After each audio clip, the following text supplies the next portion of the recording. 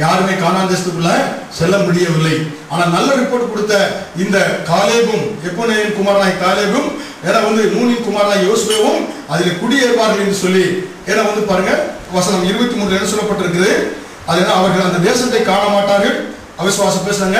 ஏன்னா நல்ல தேசம் என்று சொன்ன அந்த தேசத்திலே காலேபும் யோசுவாவும் சேர பண்ண என்று ஆண்டவர் சொன்னார். புரியுங்களா? அப்ப நல்ல தேசம் சொன்னதுனாலதான் இவங்க என்ன செஞ்சாங்க போனாங்க. வார்த்தையில நல்ல தேசம் சொன்னதுனால 10 பேர் அவிசுவாசமா சொன்னதுனால முடியல போக முடியவில்லை. எபிரேயர் 3ஆம் அதிகாரம் கடைசி வசனத்தில் பாத்தீங்கன்னாக்க கர்த்தர் போவதற்கு அவங்களை வனாந்தரத்துக்குள்ள போவதற்கு கர்த்தர் காரணம் இல்ல, அவருடைய அவிசுவாசமே காரணமாக இருந்தது. அவருடைய அவிசுவாச நிமித்தமாக அவங்க என்ன செய்யல போக முடியவில்லை. 14:30 காலேபும் நூனின் குமாரனாய் அவர்களை குடியேற்றுவேன், மற்றவர்களை பிரவேசிப்பதில்லை, அவருடைய பிரேதங்கள் வனாந்தரத்தில் விடும் என்று ஆண்டவர் சொன்னார். காரணம் வாயின் வார்த்தையினாலே அவங்க என்ன செய்ய முடியல போக முடியவில்லை. ஹல்லேலூயா.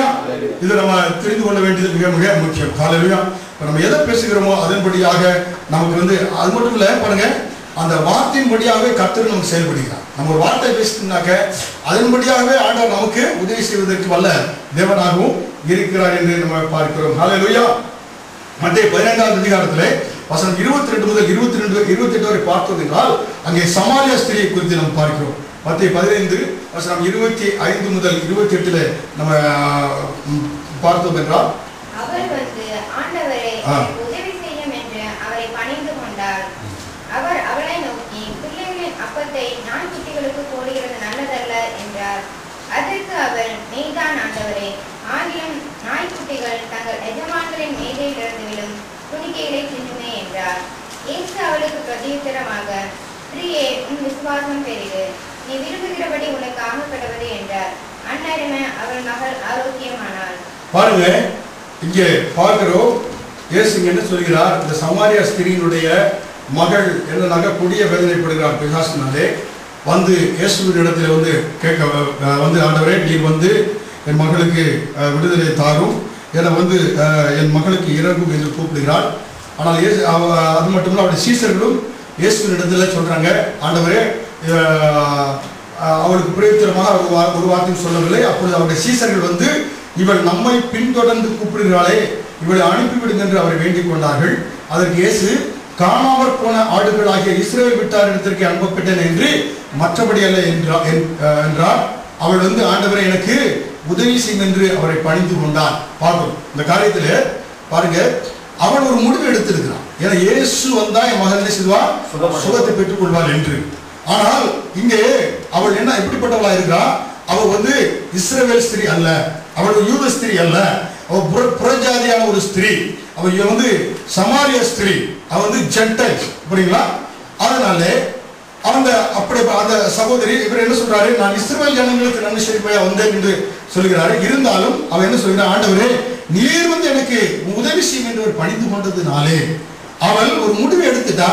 அதுல இருந்து மாறவே கிடையாது. ஒரு முடிவுனா அதுல 2 முடிவு அவர்கிட்ட கிடையவே கிடையாது. ஒரே முடிவு, இயேசுவே எப்பா நான் உனக்கு வரல, என்னுடைய ஜனங்களுக்கு நான் உதவி செய்ய வந்திருக்க சொல்கின்ற பொழுது கூட அவர் ஆண்டவரே எனக்கு இறங்கும் என்று பணிந்து கொண்டதினாலே ஆண்டவர் என்ன சொன்னாரே, உன்னுடைய விசுவாசம் பெரியது என்று ஆண்டவர் சொன்னார். இயேசு 2 இடத்துல விசுவாசம் பெரியது என்று சொல்கிறாரு. ஒன்று 120 இடத்துல ஏன்னா அதை பார்த்து ஆச்சரியப்பட்டார். Great faith. இரண்டாவதாக கிரேட் ஃபைத் எங்கனாக்க, இந்த சமாரிய ஸ்திரீயிடத்திலே ஆண்டவர் அவருடைய விசுவாசத்தை பார்த்து, ஸ்திரியே உன்னுடைய விசுவாசம் பெரியது. ஏன்னா நீ 2 மனசா இல்ல, ஒரே மனசா இருக்கிற, நான் எப்படியும் உனக்கு சுகத்தை உன்னுடைய மகளுக்கு விடுதலை தருவேன் என்று சொல்லி உறுதியாக இருப்பதனாலே உன்னுடைய வார்த்தையின்படியாகவே உன் மகள் சுகத்தை பெற்றுக் கொள்வாள் என்று சொல்கிறார். வார்த்தை எவ்வளவு முக்கியமா இருக்கு, உறுதியாக இருக்க வேண்டியது மிக மிக அவசியமாக இருக்கிறது. ஹல்லேலூயா. அப்ப பாருங்க, அதே போல பாத்தீங்கன்னாக்க நம்ம உங்க வாழ்க்கையில பார்க்கின்ற பொழுது பிரச்சனைகள், உங்க வாழ்க்கையில பிரச்சனை இருந்துச்சுன்னா அந்த பிரச்சனை யாருக்கு தெரியும், உங்களுக்கு தெரியும். புரியுங்களா? மழை போல பிரச்சனை இருக்குன்னா அந்த மழையை பார்த்து நீங்க என்ன செய்யணும், பேச வேண்டும். உங்க மழையில் யாருக்கு தெரியும், உங்களுக்கு தெரியும். அப்ப உங்க மழை சத்தத்தை என்ன செய்ய வேண்டும், கேட்க வேண்டும். ஹல்லேலூயா. ஏனென்றால் இயேசு கிறிஸ்து அத்திமரத்தை பார்த்து பேசினார், கனியற்ற மரம், அதனால அது அங்கே இருக்க தேவ சித்தம் இல்லை என்று சொல்லி ஆண்டவர் அதை பார்த்து பேசினாரு. நம்மையும் பார்த்து பேசும்படியாக சொல்லுகிறார். அப்ப உங்க வாழ்க்கையில் பிரச்சனை இருந்துச்சுன்னா அந்த பிரச்சனையை பார்த்து என்ன செய்வீங்க, பிரச்சனைன்னு பேசக்கூடாது, பிரச்சனைக்கு தீர்வு பிரச்சனை மழை போல இருக்கு, என்ன செய்யறதுன்னு பேசினா இன்னும் என்ன செய்ய மழை பெருசாக போகும். அப்ப பிரச்சனை குறித்து, பிரச்சனைக்கான தீர்வை குறித்து என்ன செய்யணும்? பேச வேண்டும். ஹல்லேலூயா. அப்ப நீங்க பேச ஆரம்பிச்சிட்டீங்கன்னா, விசுவாசத்தோட பேச ஆரம்பிச்சிட்டீங்கன்னா, நாளைக்குள்ள ரிசல்ட் இப்ப என்ன செஞ்சிடுறீங்க? இன்னைக்கு சொல்லிடுறீங்க ரிசல்ட். விசுவாசம் என்னன்னாக்க ரிசல்ட் இப்ப சொல்வதுதாங்க வந்து விசுவாசம். புரியுங்களா? விசுவாச அறிக்கைனாக்க ரிசல்ட் ஏற்கனவே முன்கூட்டி சொல்லி விடுவதுதான். ஹல்லேலூயா. அதனால எவரே சொன்னா, என்னுடைய மகன் விசுவாஸ், நீ வந்து கையை வையும், அவள் சுகத்தை பெற்றுக் கொள்வாள். ஹல்லேலூயா. ரிசல்ட் ஏற்கனவே சொல்லிடுறான், அதிலே உறுதியாக இருக்கின்ற ஆண்டவர் சொல்லுகிறார். அப்ப உங்களால் கூடாத காரியம் ஒன்றுமில்லை என்று சொல்லுகிறது. நம்ம விசுவாசத்தோடு சொன்னோம்னாக்க நமக்கு மலைகள் நிச்சயம் விலகும் என்று பார்க்கிறோம். ஹல்லேலூயா. அப்ப உங்களுடைய மலைகள் உங்களுடைய வார்த்தையை கேட்க வேண்டியது அவசியமாக இருக்கிறது. ஹல்லேலூயா.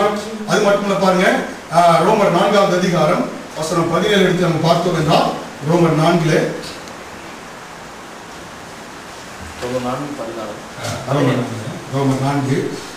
வசனம் 17 அநேக ஜாதிகளுக்கு வேறன்னு பார்ப்போம். 14 பார்க்கலாம்.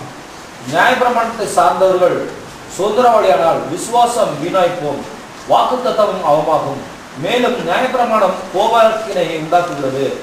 நியாயப்பிரமாணம் இல்லாமல் மீறுதல் இல்லை.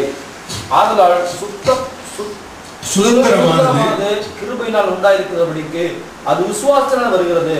நியாயப்பிரமாணத்தை சார்ந்தவர்களாகிய சந்ததியாருக்கு மாத்திரமல்ல, நாம் எல்லாருக்கும் தகப்பனாகிய ஆபிரகாமுடைய விசுவாசத்தை சார்ந்தவர்களான எல்லா சந்ததியாருக்கும் இந்த வாக்குத்தத்தம் நிச்சயமா இருக்கிறது. அப்படியே வருகிறது. அநேக ஜாதிக்கு உன்னை தகப்பனாக ஏற்படுத்தினேன் என்று எழுதியிருக்கிறபடி அவன் தான் விசுவாசித்தவராய் மரித்தவரை உயிர்ப்பித்து இல்லாதவர்களை இருக்கிறவர்களை போல் அழைத்தவருமாய் இருக்கிற தேவனுக்கு முன்பாக நம்ம எல்லாரும் தகப்பனானான். பாருங்க, நம்முடைய ஆண்டவர் இல்லாதவைகளை இருக்கிறது போல அழைக்கிற தேவன். புரியுங்களா? இல்லாதவைகளை இருப்பது போல அழைக்கிற தேவன். மரித்தோரை உயிர்ப்பித்து, புரியுங்களா? சாராளுடைய சரீரம் செத்து போய் இருந்தது 90 வயதிலே. அப்ப மரித்தோரை கூட உயிரிழச் செய்யக்கூடிய வல்லமை இருக்கிறது. தேவன் இல்லாதவைகளை இருக்கிறது போல அழைக்கிற தேவன். ஹல்லேலூயா. அன்றைக்கு உங்களுக்கு என்ன இருக்கிறதோ ஆண்டவர் இருக்கிறார், இல்லாதவைகளை இருப்பது போல ஆண்டவர் அழைக்கிறார். அதான் அன்னைக்கு லாசர் மரித்திருந்தான். லாசர் மரித்த பொழுது ஆண்டவர் என்ன செய்றார்? அங்க சென்றார். இயேசு கிறிஸ்து அங்க சென்ற பொழுது, சென்ற உடனே மரியாள் சொல்ற, ஆண்டவரே நீ முன்னமே வந்திருக்கலாம்ல. அவனுடைய பழைய காரியங்களை குறித்து தான் பேசுறான். ஆனா இயேசு அங்க சென்ற பொழுது எப்படி பேசுகிறார்? உயிரோடு இருக்கும் பேசுறதான் பேசுறாரு. லாசரை பார்த்து என்ன சொல்றாரு? செத்தாட்ட பேசினா காது இருக்குமாங்க? கேட்காது. இயேசு உயிரோடு இருக்க, லாசரே வெளியே வா, ஏன்னா உயிரோடு இருக்க சொன்னதான் காது. இயேசுவை பொறுத்தவரை லாசர் மரிக்கவில்லை, அவன் உயிரோடு இருக்கிறான் என்றுதான். இயேசு உயிரோடு இருக்கிறது போல மரித்தோரை உயிர்த்தெழச் செய்யக்கூடியவர் ஆண்டவர். ஹல்லேலூயா. அவருடைய வார்த்தை மரித்தோரை உயிரெழச் செய்யக்கூடிய வல்லமையுடையதாக இருக்கிறது. இல்லாதவைகளை இருக்கிறது போல அழைக்கக்கூடிய வார்த்தை. ஹல்லேலூயா. இன்றைக்கு உங்களுக்கு எதுவும் இல்லையா? இல்லாதவைகளை இருக்கிறது போல அழைக்கிற தேவன் அந்த வார்த்தையை உங்களுடைய வாயில வச்சிருக்கிறாரு. நீங்க எதாவது வேணுமோ அதெல்லாம் என்ன செய்யுங்க? பேசுங்க. எனக்கு என்னுடைய ஆண்டவர் எனக்கு இல்லாதவர்களை இருக்கிறது போல எனக்கு கொடுக்கக்கூடியவர். என்னுடைய வார்த்தைக்கு வல்லமை கொடுத்திருக்கிறாரு. நான் அப்படி பேச போகிறேன். ஹல்லேலூயா. அதனால நீ என்ன செய்யணும்? உங்களுடைய பிரச்சனையை பார்த்து நீங்க பேச வேண்டும். ஹல்லேலூயா. அதனால உங்க வார்த்தையை வார்த்தையை மாற்றுங்க, உங்க வாழ்க்கை மாறும். Hallelujah. Change your word and change your word. உங்களுடைய வார்த்தையை மாற்றினா என்ன உண்டாகும்? வாழ்க்கை மாறக்கூடியதாக இருக்கிறது. ஹல்லேலூயா. அதனால நம்முடைய ஆண்டவர் இல்லாதவைகளை இருக்கிறது போல அழைக்கிற தேவன். ஹல்லேலூயா. அதனால தான் ஆபிரகாம் விசுவாசம் வைத்தான். இந்த ஆண்டவர் மரித்தோரை கூட உயிரோடு எழுப்ப முடியும், இல்லாதவைகளை இருப்பது போல அழைக்க முடியும் என்று சொல்லி அவர் விசுவாசிகளுக்கு தகப்பனாக மாறினார் என்று நம்ம பார்க்கிறோம். ஹல்லேலூயா. அப்ப அவருக்கு நம்ம விசுவாசம் வைப்போம். நம்முடைய ஆண்டவர் இல்லாதவைகளை இருக்கிறது போல அழைக்கிற தேவன். சொல்லுவோமா? இல்லாதவைகளை இருக்கிறது போல அழைக்கிற தேவன். ஹல்லேலூயா. என் வாழ்க்கையில் எதுவும் இல்லையோ அதை நம்ம சொல்ல போறேன், அதெல்லாம் எனக்கு உண்டாக போகுது. ஏனென்றால் என்னுடைய ஆண்டவர் இல்லாதவர்களை இருக்கிறது அழைக்கிறார். அவர் அழைத்தார் என்றால் அதே வார்த்தை எனக்கு கொடுத்திருக்கிறார். என்ன அவரை போல உண்டாக்கி இருக்கிறாரு. நானும் பேசுகிறேன். என் வாழ்க்கையில் இல்லாதவர்களா இருக்கிறது ஆக போகிறது. ஹல்லேலூயா. சொல்றேன்.